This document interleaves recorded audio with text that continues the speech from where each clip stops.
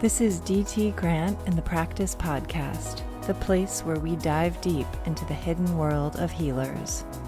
Today, I'll be interviewing a brilliant woman who made the surprising transition from the world of genetics to that of Classical Indian Astrology, otherwise known as Jyotish or Vedic Astrology. Please take me to that other place. You make me feel in another way.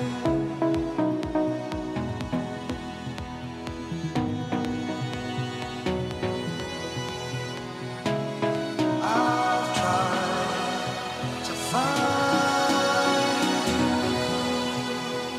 you. And now, welcome Penny Farrow. Hi. Hi, Penny. How are you? Good. But thank you so much for doing this. I appreciate my it. pleasure. I was fortunate to meet Penny early in COVID when I decided to dive into my great love of astrology and learn more. Yeah, so to start, you went to Cornell and studied genetics, is that correct? That's correct. And- Seems like a million years ago, but that's true. Yeah, so I was telling someone that and they pointed out the fact that both astrology and genetics deal with things that seemingly you can't change. Well, that's an interesting question. And I'll tell you what's interesting. The genes are made up basically of coding. It's a DNA that's being coded, and there's a certain structure to it.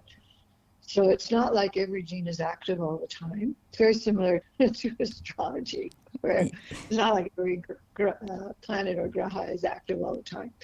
And so there's this masking that happens in a biochemical way, so that certain genes turn on or turn off, probably in some kind of central command way. Again, I'm a little behind the times on this.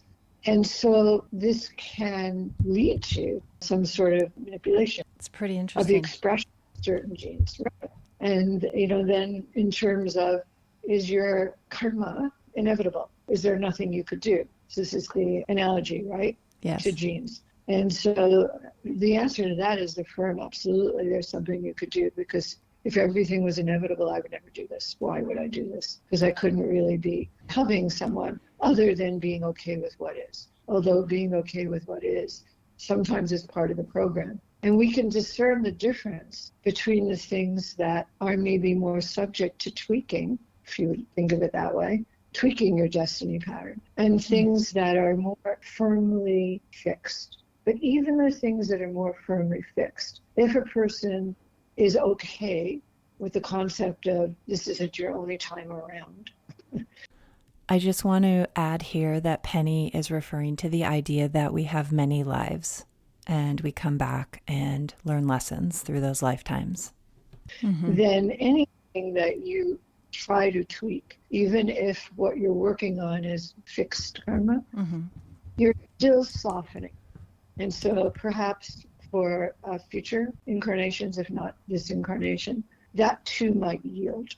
So we're not into, there's an absolute fixed destiny situation. There's variability within a lifetime. And once again, summary, if there are things within a lifetime that have so much confluence for a particular outcome, be it favorable or unfavorable, person still works on it. Even if they're told, there seems to be a situation here where it may be difficult for having a child, as an example. Right.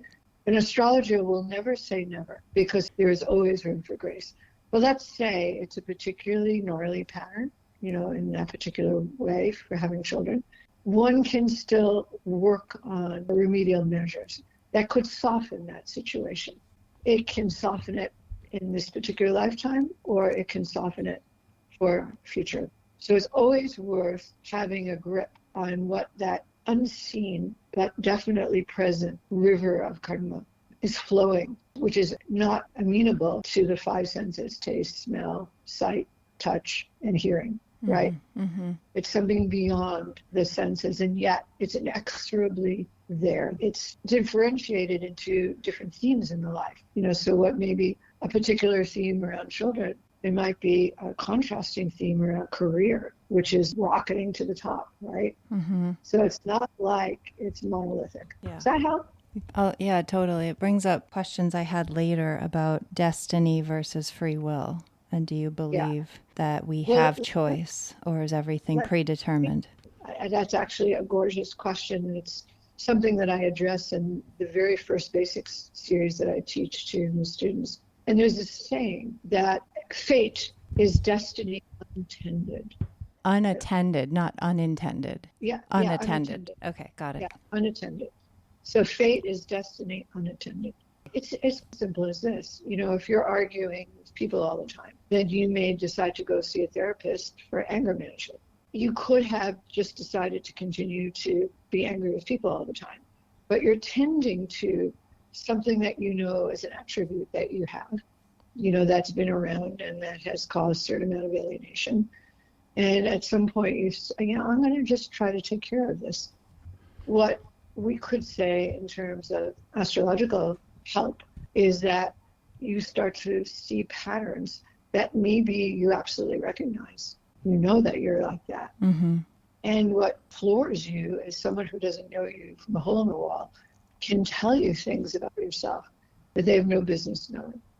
Right. And that could be a wake-up call that, oh, maybe this is something that I can work on. And so that's part of what we do, is to give people suggestions of what might help tend that today, but even in a good way. Yeah. What if you're telling a parent who has a child 10, 11 or something years old, and you could see that down the line a few years, there could be some big opening, maybe in the arts or this or that. And maybe the parents, like they're putting their kid in soccer. There's nothing wrong with soccer, by the way. Right. But the point is that, this child, if I'm correct about this chart, we should always have a certain humility, because we might not be. Who knows? Hopefully with right training, my teacher always aimed for 70%, accuracy. That's pretty good odds in Las Vegas, right? Right. But working with someone, they want to know. But that's why there's always that humility. So if what I'm saying is correct, there's a really high chance that this particular gift that your child has could be manifesting, and you could help that, not by pushing, not by anything like that, but just exposure. Mm-hmm. Take let's say it's art, maybe out to some art classes, or have sketch pads when you go for walks, or I give them a camera. Yeah, so this is what I mean. It's not like destiny is a bad thing. And a chart is evaluating destiny patterns for sure. This is another analogy my teacher loved to use. He would talk about, what if you're drawing a line on a rock? Well, that line on the rock would be very hard to erase. What if drawing a line in water? Well, you're drawing a line, you could see that you drew a line, but right away the fluidity of the media obliterates that line after a while. Mm-hmm. What if you're drawing a line on air? Well, you're drawing a line, you could see that you drew a line, but right away the fluidity of the media obliterates that line after a while. Mm-hmm. And the difference between a fixed karma, that's the line on rock. It takes a lot more effort, intentionality, like a bad blood stain that you didn't wash out right away. There's always a little trace of it, right? Uh-huh. But the line on water, wow, that doesn't take much effort at all. And the line on air, you did it, it's gone. Right. I talked to someone else about astrology, but we were talking about what the benefits are.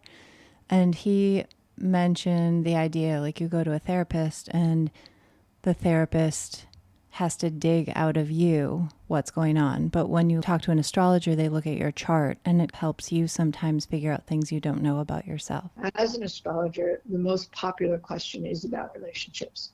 I did that training for compatibility, and it was very wonderful at showing in which areas there is a mismatch. And it's not like every couple has to overlap entirely. Basically, a good thing to remember is think about two overlapping circles. And in the area that overlaps, that's the parts of your life that you enjoy together, you're compatible in. And then the other parts, you should be free to do your own thing. Sometimes there are people I think of in terms of the duplex marriage, or the woman cave, or the man cave, where it's probably very good for that couple to spend some time pursuing what they want to and then coming together. And these compatibility readings show where the mismatch might be. and then give some advice. But that's not our training. But we can identify fairly quickly, this is what you're reporting from this other astrologer, where the flash. By looking at these two people's charts, Penny could easily identify where their points of weakness were and what challenges they needed to work on.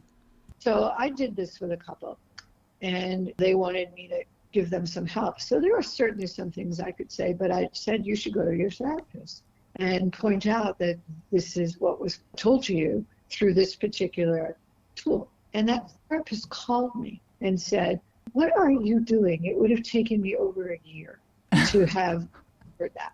Seriously. Yeah. So it's amazingly insightful. And again, we're talking about 70%. And, very good practitioners creep up from that. But there is that element of grace. So it's never 100%, but neither is therapy. Right. Okay, so going back to how you started, you mentioned your spiritual practice on your website. You've told me, was that before you went to Cornell, after, or when? Oh, it was definitely after. I finished up at Cornell my junior year, and my husband was in a PhD program. And so that's why I decided to do my master's program, while he was finishing up his PhD program. And then we moved to his postdoc was at Brandeis. So we moved to the Boston area. The person that he was under was the guy that had these worry beads. The clacking is very type A. Worry beads are used as a tool to help with anxiety and to encourage relaxation. The beads are moved around on a bracelet, and as they hit one another, they make a clacking noise. And my husband's a very sensitive kind of guy. And he wound up getting migraine headaches. It eventually transferred to this person's wife to do the postdoc, which was very successful. But he was getting these migraine headaches. And so we went our separate ways, speaking of separate ways, one night a week where I had joined an international folk dance group and he had joined a singing group. And one night his rehearsal was canceled. And so he's flipping through Boston After Dark looking for something to do. And he saw a picture of Mahesh Yogi. And he saw that picture a number of years prior when he was at Yale. And he felt drawn to it. He couldn't get down to New York for that lecture. But that lecture was that night where I was doing something and he wasn't. Mahesh Yogi, also known as Maharishi Mahesh Yogi, was the creator of transcendental meditation. He has since passed away in 2008.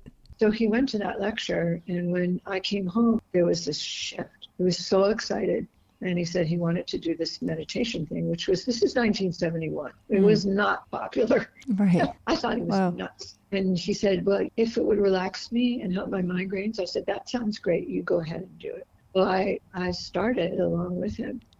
And then you would never have known who was more gung-ho. Then we kind of left our whole life and went to Europe to study and become teachers of this thing. And this was just a huge thing in our lives. And then in the course of that, Jyotish, which is the official name for Classical Indian Astrology.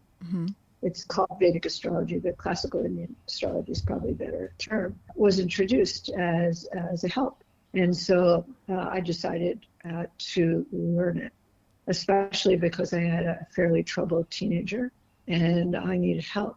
And when I had that reading on this kid's chart, it was like I went from a dark room into an illuminated room. It wasn't an easy thing, what I was told, but it was hugely consequential, enough so that I had this thought in my head that if I could help one mother the way this helped me, I would have led a fulfilled life. And so that was that. That was the end of my science background. Yeah.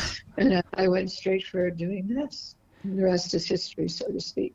Cool. So you didn't have any real background in Western astrology? I had a vague something. When my kid was born, there was a Western astrologer who did the chart, and I was interested. So I studied it a little bit, but not much at all, and kind of left it behind because I really felt that I was already very much studying the classical Indian tradition, Vedanta, what they call the Shabdarshanas, the 6 systems of Indian thought. And I listened to hours and hours and hours of Maharshi lecturing in person. So I was very steeped in the whole Eastern point of view. And therefore, the system that made the most sense for me was Classical Indian Astrology. So astrology is not just the sun sign that we read about in our horoscopes. We all have an astrological chart that is our natal chart, and it is basically a snapshot of the sky the moment that we were born. Within that chart, we have many planets that have different aspects and affect different parts of our personalities. Each planet represents something different. Like Mercury is our intelligence, so we look at where Mercury is placed in our chart to determine how we might learn or think. So many people want to know what is the difference between Western and Classical Indian astrology. First of all, our signs may be completely different in Indian astrology versus Western astrology because there is a 24-degree difference. And so in Vedic astrology, you may actually be the sign before your Western astrology. This is the case in my chart, where I'm actually Sagittarius in Vedic astrology and a Capricorn in Western astrology. The relationship of each planet to each other remains the same between Vedic and Western astrology. When I asked my Vedic astrologer what the difference is between the two, his response was that Vedic astrology is much more spiritual. The gods of Hinduism are all part of Vedic astrology. And as you will learn in this interview, it is inherent in the practice of classical Indian astrology to partake in prayer and meditation and mantras or chanting and songs. And that devotion to the Hindu gods is essential to classical Indian astrology. Now let's return to the interview. All right. And then Ayurveda, did you pursue studies in that, or was it? My teacher was very clear that we should have knowledge of the sisters of Classical Indian Astrology, or Jyotish, because they all work together. They're kind of limbs on the trunk of the tree of the whole Vedic tradition. Mm-hmm. It has the limbs and branches. And so they have a lot in common. Mm-hmm. And so all of these teachings are integrated. I didn't choose to specialize in Ayurveda. I was already well on the Jyotish path before I encountered Ayurveda. Ayurveda literally stands for the science of life. And it's an ancient tradition of health beginning over 3,000 years ago in different parts of Asia. It looks at state of mind, diet, lifestyle, activities, environment, astrology, and uses things like diet, lifestyle, state of mind, physical activity, and such to heal. Once again, let's return back to Penny. So I always thought of Ayurveda as sort of the tree, and that Jyotish was a branch of the tree, but you're saying Ayurveda is a branch and Jyotish is a branch. Actually, Jyotish is considered the highest of all of these teachings because, traditionally speaking, people try to align themselves in life so that they could become closer to the ultimate truth of who they are. That's what the whole tradition is geared towards. So all of these are geared towards a eventual understanding that you are not really this mind-body complex that you think you are. You have this wholeness in you, and you are traveling in this particular mind-body complex this time around in order to ultimately reach that unity of wholeness with everything in creation, essentially. So that's the trunk. Jyotisha is sort of the granddaddy of them all because it tells us the right timing for things. If you're working with someone who can't have a child and they want in vitro, IVF's a big thing these days, right? Mm-hmm. Well, what if the sky is not dressed up well for beginning your treatments? You see where I'm going? Because we're part of a larger ecosystem. That particular moment in time is pregnant with certain possibilities. If you're going to a high society wedding, you wouldn't go with ripped jeans. You would be well dressed for the occasion. Mm-hmm. So in addition, they want to initiate things when the sky is well dressed for that kind of endeavor. for having a marriage. And so it's Jyotisha that gives the timing for some of the rituals that people would do to improve their lot in life. And the holidays, how do we know that yesterday started the Jewish New Year? Well, we knew it because in a particular month, when the moon is a new moon, whatever month it is, that's the beginning of that holiday, and everybody knows that. What is that based on? That's based on astrology, on astronomy, astrology. It was the same thing. It was one sign that had these two components. Even knowing when the holidays were, knowing when to initiate a ritual for having a child, for example. If you don't do it at a auspicious time, then you don't get the same magnitude of results. So for this reason, all the divination systems, including Ayurveda, Jyotisha is revered as the eyes of the Veda because it tells us the timing. We have that. Timing is everything. Think of the people who ran for president. I always think of John Kerry, who has this really incredible chart for achieving that. But his sequence of timing was off. So inside him, he always knew that's what he should be, but the timing wasn't there. So this is why Jyotisha becomes as if the umbrella under which all of these other, we call them kalas, the skills of India, reside. I don't know if that addresses your question. No, it does. It brings up a lot of other questions. But I was thinking about childbirth, and I had a question about the idea of barren rashis, where people either have signs in their chart. Doesn't mean this gets complicated for people who don't know anything about astrology, but a barren rashi is like a sign that maybe having children is not in your destiny, or it's challenging, difficult, but with all these other means that people have of getting pregnant or adopting, are we pushing beyond what is given in our charts in those cases, or do you have any thoughts about it? Well, that's kind of a difficult question, and a lot of that depends on the ecosystem of a particular chart and also of the spouse's chart, right? So sometimes the spouse's chart will relieve some of the difficult patterns that you might see in the woman's chart. And that's why this idea of overlaying and putting the charts together is very helpful. Then there's also this idea that is very politically incorrect.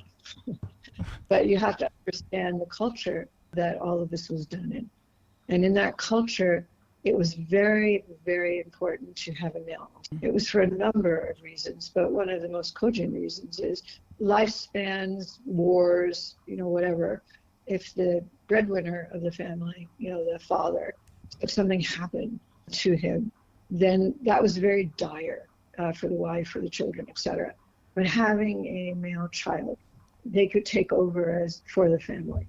So male children were very important. There's also another whole thing about the Y chromosome, and it gets more involved. So anyway, sometimes a chart will show lack of a child, but the person will have a girl. Oh, right. I remember you saying that. And we don't care. In our society, now running for president, who's a female. Right. Why? Not only do we have to take into account the chart itself, we have to take into account three magic words: kala. What age are we living in? What time in the history of man are we living in? The place that we're living, and then the individual vessel of the person. So, for example, if I'm working on a marriage problem with people who are Indian, who are born in India, or maybe they're expats and they're here in the US now, and they're having some real issues in the marriage, it would be very unusual for me to think in terms of a separation or a divorce, because they're Indian of a certain age. This is older, maybe they're in their 60s or something, and there's some crazy little thing going on in their charts where they think they should maybe not be married anymore. So for them, it would be a very different read than if I had two 20-year-old and a 22-year-old that got married in Las Vegas on one crazy night and decided that maybe this wasn't right. Very difficult combinations. And I said, I don't know, you could try a separation, see if it would work out better for you. Yeah, I'd be much more inclined to warn somebody. So it really depends on the individual situation. People that are worried about money, if they were people that were brought up in the Depression, then the impact of what may show to be combinations for losing money is going to be much more dire for them. So any chart, it's not practice in a cookbook kind of way, unfortunately. I mean, there are principles, of course, but really this is involving an ability, almost like brush stroke patterns, of seeing a pattern arising from a background of noise, and then knowing, yes, that's the pattern, and then conveying that. It takes a lot of cultivation on the part of the teacher. And of course, there's some students that have a natural propensity. You might say they have the karma for it, and you would see that in their chart, by the way. Right. I was curious what traits you see in those who are successful students. Well, everyone has their own gifts, right? And their own pace. But generally, I find there's certain combinations in the chart itself, which isn't to say that people without those combinations could never do it.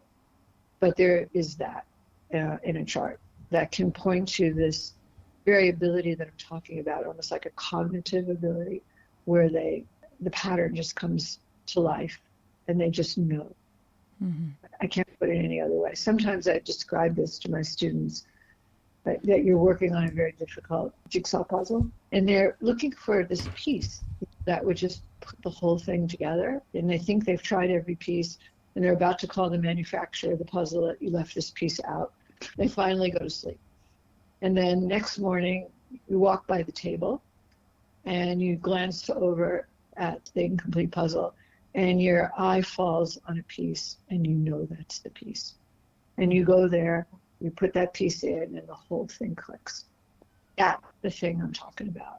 And you can develop it through practice, but some people already have the juice ahead of time. And I can tell the people who have that knack, but then I've also seen it develop over time. I also have had people report, when they practice, they say that, they're a little nervous. And I said, well, don't tell them that you know, tell them you're learning. And you'd like to ask them some questions and then look at it in the chart. And so as they're answering the questions, they've reported back they start seeing things, and then they find themselves saying things, and then their friend or whoever it is said, I've never told you that. How do you know that? And so there's this kind of idea. It even says it in the Bible, when more than two are gathered, I'll be there. And so there's a muse who is, if you're genuinely wanting to help someone, somehow shows up in those moments. I just heard the quote, if you build it, he will come. Yeah, exactly. Yeah. Yeah, that's Field of Dreams. Oh, right? Field of Dreams. So you feel, so one can study it, but there is also sort of a natural inclination. It may be in their chart. They're both. Both. And how much do you feel intuition plays into reading charts? So when we think of intuition, we think of, oh my God, there's something wrong with my kid. It's kind of like a gut thing. I'm talking about a settledness, that you're so in concert, with this deep cognitive level of knowingness, which is a little different from the intuition. It's a wisdom knowing that I can only express it that way, as opposed to something that's often fear-based or hunch. It's a knowingness. It's a tapping into that wholeness. Do you feel that people have that, or they gain it through knowledge, or did your spiritual practice help you have that wholeness?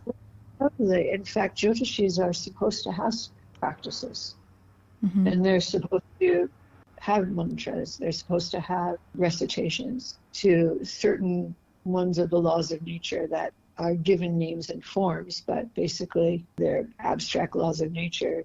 And the one that is usually called upon to develop these kinds of subtleties is Saraswati. Once again, that's Saraswati. The female law of nature who operates on this level of where sound becomes sacred language. Would you say And she's so the goddess of wisdom, intelligence? well, those are actually further down the chain. She translates that sacred sound, that hum, that sound of Om, which contains all sounds. She translates that into sacred words like mantras and prayers.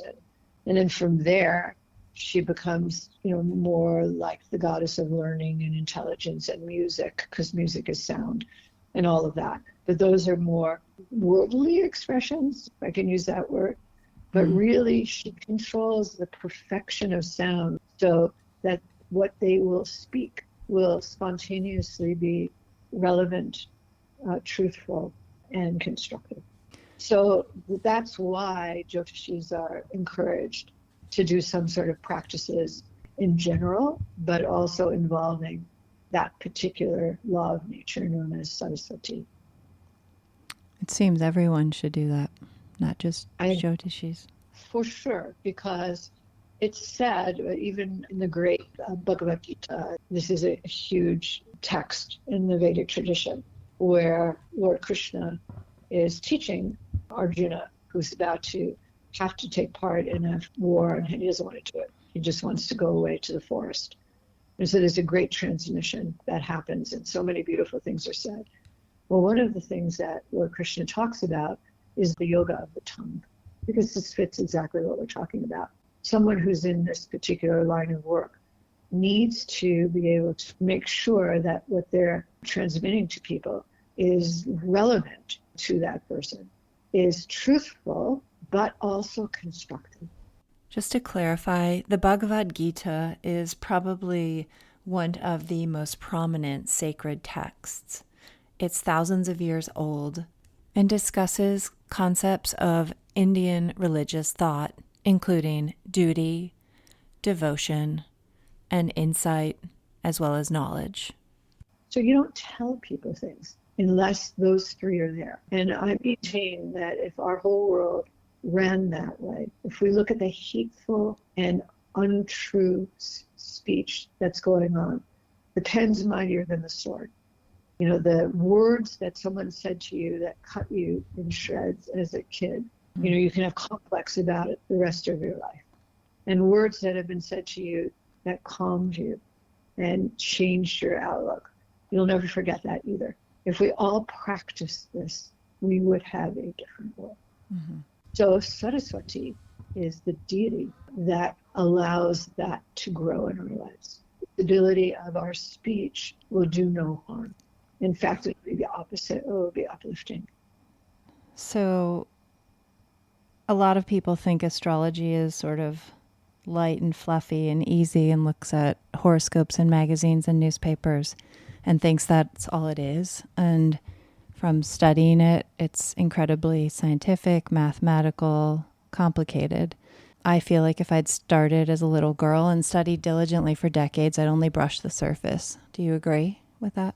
Well, first of all, I think that we don't want to emphasize the mathematical part, although it's very important. I like to think of it in the terms that my teacher said. He said that it's old world science. It's also an art, because the art of communication, the art of understanding who you're with, etc. And then it's also magic. It has that little piece of magic because you have these flashes of insight that put it all together. And what age you start is irrelevant. It depends on, again, the karma that you're bringing in from past lifetimes. So you could have a person come in who had lifetimes learning this, and they're just going to tap right back into, where they were. Also, it's said that the ocean of Jyotisha is so vast you can't cross it in a lifetime. So you learn your wheelhouse, and you can work with your wheelhouse without knowing everything, and that's okay as well. They say there aren't good astrologers before the age of about 40 or 50, because you also need a certain life experience. Could see that. I want to move on to the predictive nature of Jyotish. Mm-hmm. And this is something that I struggled with. I found it scared me at times, and I don't know how you feel about that, if it ever has frightened you or if it provides you peace or both. Have you ever had to step away because of things you've seen? I would both. I've had some difficulties with it from that point of view. I think that the best way to think about it is that the reason that there's a famous saying, itam dukkam anagatam, avert the danger that has not yet come. For example, if the captain of the Titanic heeded the messages that were coming in that they're icebergs and made a slight correction while they were far away, it wouldn't have hit that iceberg. But instead, blindly went into it and made a correction that wound up ripping that hole, and the rest was history. So there certainly is a value in both good ways, capitalizing on something, and problematic ways of averting something, softening it, so to speak, where it is important to get some input.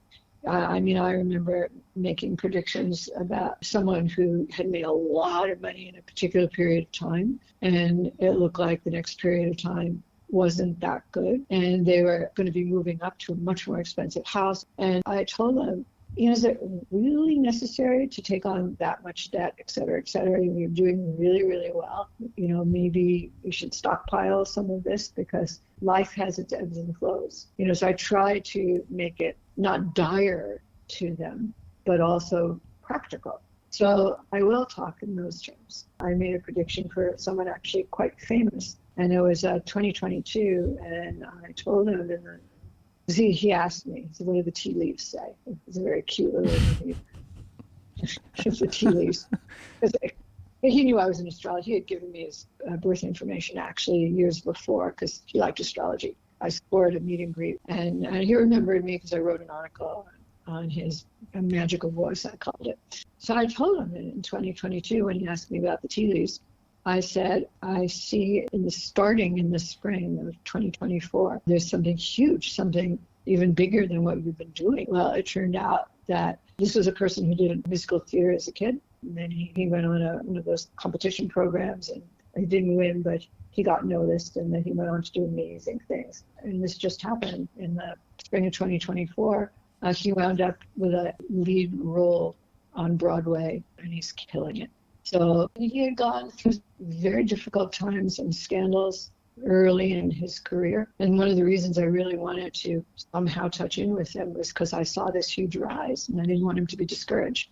So it could go that way too. The one thing I did want to say is sometimes I'll see a health issue for someone, and you don't want to scare them. You were talking about scary things. Yeah, and I was wondering how you tell people if you see something scary. But it depends on who I'm talking to. So if I'm talking to a very frail person, and if you tell them something, they're going to die a million times before anything would really happen. Mm-hmm. They'll just be so scared. So I would say to someone like that, maybe they're a little elderly or something along those lines or whatever, and they're getting some input that this isn't good or that isn't good. I would just say to someone like that, look, we're of that certain age. This is a good time to make sure you're doing your checkups, to also get second opinions. And so I'll go along those lines. This is just practical, right? We're this age. I'll do it like that rather than scare somebody. Right. It reminds me of a story of a patient I had who was maybe in her 80s, and she'd never had a colonoscopy. She developed anemia, and her primary care really pushed her into getting a colonoscopy. When she went through it, they found a tumor. She spiraled just knowing this was going on in her body, and within a few weeks, she passed away. This is a perfect example just to show us how everyone has different needs. Some people want to know everything and fight it with whatever tools they have possible, but then others would rather not know and let nature run its course. Are there times you look at a chart in someone and what you see doesn't match who they are? That people don't make sense according to their charts? And do you think that nature versus nurture plays into that? I don't know if you have had that experience. Well, it's very funny because recently I had a chart that I gave out to a large number of students. I do something I call digestion charts, and it's usually at a famous person. And this was on Simone Biles. And I had a student that wrote to me and said, this can't be her chart. And so I wrote back, this is her chart. And that's what we'll spend our time looking at. Why you might think it wasn't, but really it is. Usually it's a question of the person doesn't know enough yet. Occasionally it can be the wrong chart. The student that thought this couldn't possibly be their chart didn't understand some things, they hadn't learned enough Okay. to see their chart. Okay. But So you It's don't more have that happen to you much. not much usually, but sometimes it requires a lot of digging. And it may be more like there's certain things that just don't fit. And so usually a good astrologer also does palmistry.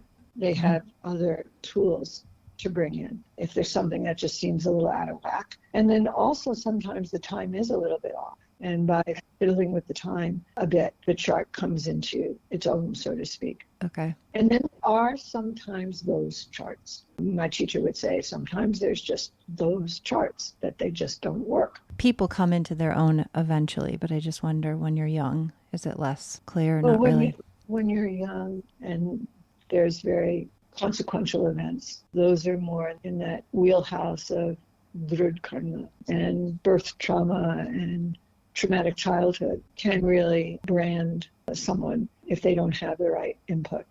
So I guess my final question, since I'm calling this the Practice Podcast, I like to ask people what their practice is, whether it's spiritual, self-healing, or whatever that means to you, your practice. Oh, it's all of the above. I mean, I have very definite practices that I do very regularly.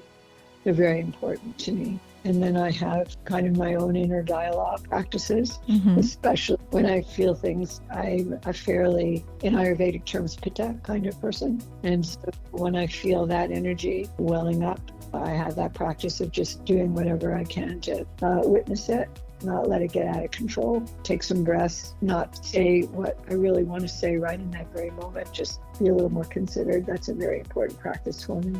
And just this idea of trying to live life where I truly attempt to be as constructive as I can. And that's a big practice. It's not an easy practice. Yeah. And even extending to the cockroaches. I blow them out of my garage with a blower rather than kill them. And that feels good, actually. Do you do the same with mosquitoes? I draw the line of mosquitoes. Yeah. I just talked to a shaman and he said he believes in many lives. And he said, maybe next time I'll come back as a mosquito and I won't be here very long. I will be that to remind myself that all annoyances in life are small. Yes. Yeah. So thank you. I could go on for a lot longer, but I won't. Oh, it's a pleasure to talk to you. Yeah, it was good to talk to you. This concludes the 5th interview of the Practice Podcast. I'd love to thank Penny Farrow for being willing to do this interview and for her insightful responses and sharing her wealth of knowledge for all of us to learn from. I'd also love to thank the band Modera Cayenne. If you'd like to learn more about Penny Farrow, please go to www.thepractice-podcast.com and follow me on the Practice Podcast. And feel free to rate the show. This is DT Grant wishing you a magical and inspiring journey towards health. Thanks for listening.